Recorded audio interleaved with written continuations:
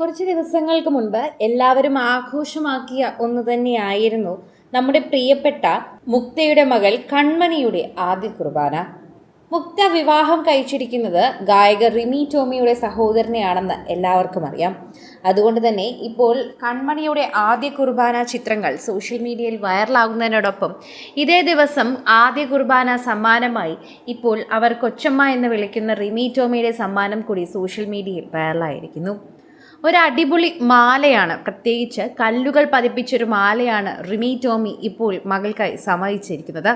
നമുക്കെല്ലാവർക്കും നന്നായി അറിയുന്നതാണ് കൺമണിയോടുള്ള ഏറ്റവും കൂടുതൽ ഇഷ്ടം റിമി ടോമിക്ക് തന്നെയാണ് എന്നുള്ളത്. എപ്പോഴും ആ സ്നേഹം പ്രേക്ഷകരെ അറിയിക്കാറുമുണ്ട്. ഇപ്പോഴിതാ റിമി ടോമിയുടെ സ്നേഹം മാത്രമല്ല, സോഷ്യൽ മീഡിയയിൽ എല്ലാവരുടെയും സ്നേഹം ലഭിക്കുകയാണ് നമ്മുടെ പ്രിയപ്പെട്ട താരത്തിന്.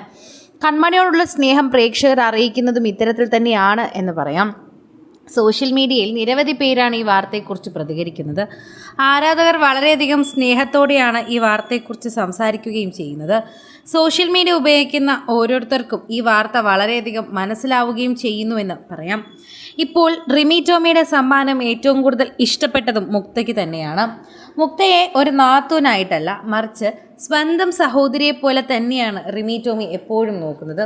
ആ ഒരു സ്നേഹം എപ്പോഴും മുക്തയെ ചുറ്റിപ്പറ്റി തന്നെ റിമി ടോമി നൽകാറുമുണ്ട്.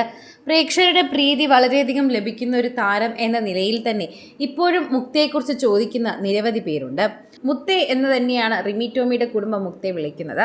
മുക്ത ഒരു ക്രിസ്ത്യാനി പെൺകുട്ടിയായിട്ടും ഇപ്പോൾ പ്രേക്ഷകരുടെ മനസ്സിലുള്ളതുപോലെ തന്നെ തൻ്റെ മകളും അതേ സ്ഥാനത്ത് ഒരു ആദ്യ കുർബാനയിൽ എത്തണമെന്ന അതിയായ ആഗ്രഹമുള്ളൊരു വ്യക്തി കൂടിയായിരുന്നു മുക്ത.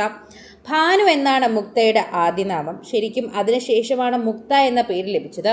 ആ സിനിമയിൽ വന്നതിന് ശേഷമാണ് മുക്ത എന്ന പേര് ലഭിച്ചതെന്ന് എല്ലാവർക്കും അറിയാം. മുക്തയ്ക്ക് ഇത് സഹോദരി കൂടിയുണ്ട്, സ്നേഹ ലില്ലി ജോർജ്. അതും മലയാളികൾക്ക് മുന്നിൽ നേരത്തെ ചിത്രങ്ങളടക്കം സോഷ്യൽ മീഡിയയിൽ സജീവമായിട്ടുമുണ്ട്. അവരുടെ തന്നെ പ്രേക്ഷകർക്ക് നന്നായി അറിയുകയും ചെയ്യാം. എൽസ ജോർജ് എന്നാണ് മുക്തയുടെ ആദ്യ നാമമെന്നും ഭാനു എന്നാണ് വീട്ടിൽ വിളിക്കുന്നതെന്നും ഭാനു എന്നാണ് തൻ്റെ നാട്ടിലുള്ളവർക്കും കുടുംബക്കാർക്കും തന്നെ കൂടുതൽ അറിയുന്നതെന്നും മുക്ത പറഞ്ഞിട്ടുണ്ട്. ക്രിസ്ത്യാനിയായി ജീവിച്ചത് കൊണ്ട് തന്നെ ആദ്യ കുർബാന എന്നത് നമ്മുടെ എല്ലാവരുടെയും ഒരു സ്വപ്നമാണ്.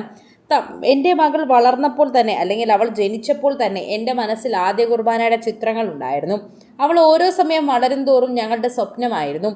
എൻ്റെയും റിങ്കുവിൻ്റെയും വലിയൊരു സ്വപ്നം എന്ന് തന്നെ പറയാം. 2015 റിങ്കു ടോമിയെ മുക്ത വിവാഹം കഴിക്കുന്നത്.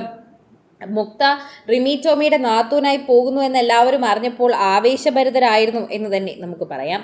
മുക്തയുടെ കൺമണിക്കുട്ടി ഇപ്പോൾ സോഷ്യൽ മീഡിയയിൽ സജീവം മാത്രമല്ല, ഒരു സിനിമാ നടി കൂടിയാണ് എന്നുകൂടി നമ്മൾ പറഞ്ഞേ മതിയാകും.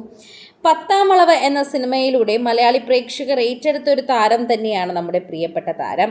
പ്രേക്ഷകരുടെ പ്രീതി പിടിച്ചുപറ്റിയ ഒരു താരം എന്ന് തന്നെ നമുക്ക് പറയാം.